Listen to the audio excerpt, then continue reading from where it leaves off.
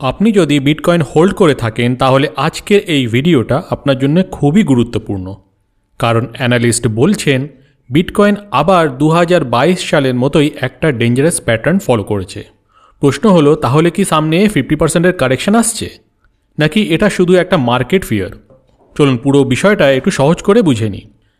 আচ্ছা ভাবুন তো 2022 সালে কি হয়েছিল।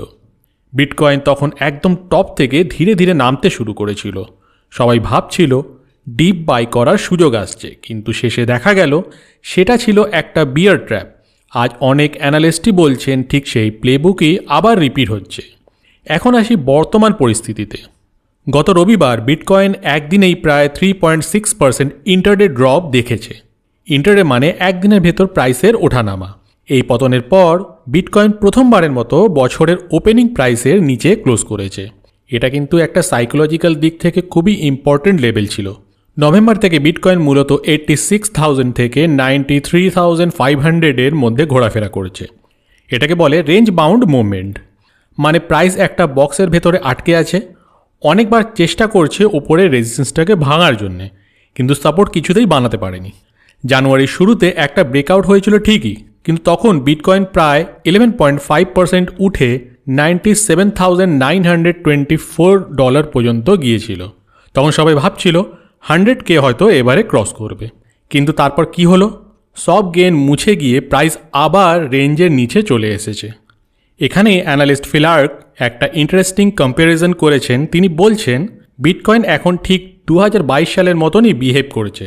তখন মানে 2022 সালে ঠিক কী হয়েছিল? বিটকয়েন একটা বিয়ার ফ্ল্যাগ প্যাটার্ন বানিয়েছিল। বিয়ার ফ্ল্যাগ মানে বড় একটা ফল, এরপর প্রাইস একটু রিকভার করে কিন্তু আবার নিচে ভেঙে পড়ে। তখন বিটকয়েন 100-ডে মুভিং অ্যাভারেজ থেকে রিজেক্ট হয়েছিল। এরপর প্রাইস আবার 200-ডে এম এর দিকে গিয়েছিল, সেখান থেকেও রিজেক্ট হয়ে প্রায় 55% কারেকশন দেখিয়েছিল। এখনকার সিনারিওতেও ঠিক সেই জিনিসেরই একটা মিল পাওয়া যায়। বিটকয়েন আবার 100-ডে এম এ থেকে রিজেক্ট হয়েছে এবং এখন প্যাটার্নের সাপোর্টটা টেস্ট করছে। ফেলার্কের মতে সম্ভবত বিটকয়েন আরেকবার 200-ডে এম এর দিকে যেতে পারে, যেটা প্রায় $100K কাছাকাছি। কিন্তু তিনি বলছেন দ্য রিয়েল শো এর পরেই কিন্তু শুরু হতে পারে। যাক, এবারে আসি আরেক অ্যানালিস্ট র্যাক্ট ক্যাপিটালের কথায়। তিনি বলছেন বিটকয়েন এখন ফ্র্যাগল পজিশনে আছে। ফ্র্যাগল মানে খুব লাজুক অবস্থা, কারণ বিটকয়েন আগের সপ্তাহে বেয়ারলি একটা কি লেভেলের ওপরে ক্লোজ করতে পেরেছিল।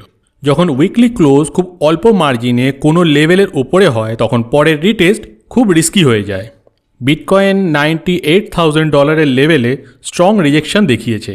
এই জায়গাতেই 21 উইক আর 50 উইক বুল মার্কেট ইএমএ আছে। ইএমএ মানে হচ্ছে এক্সপোনেনশিয়াল মুভিং অ্যাভারেজ, যা রিসেন্ট প্রাইসকে বেশি গুরুত্ব দেয়। আর একটা বড় সমস্যা হলো বিটকয়েন তার হায়ার লো স্ট্রাকচার হারিয়েছে। হায়ার লো মানে হচ্ছে প্রতিবার কারেকশানের পর আগের চেয়ে একটু ওপরে লো বানানো। এটা বুল মার্কেটের জন্য খুব হেলদি সাইন। এই স্ট্রাকচার ভেঙে যাওয়াটা 2021-এর শেষের মতোই দেখাচ্ছে। এখন অ্যানালিস্টের নজর 86,000-এর সাপোর্টের দিকেই আছে। সাপোর্টটা মানে হচ্ছে যেখানে সাধারণত বায়াররা প্রাইসটাকে ধরে রাখে। প্রশ্ন হলো এখান থেকে রিবাউন্ড কেমন হবে? যদি বাউন্স খুব শ্যালো হয়, মানে উইক রিকভারি, তাহলে বোঝা যাবে ডিমান্ড কমছে। তখন এই সাপোর্ট ভেঙে যাওয়ার চান্স অনেক বেড়ে যাবে।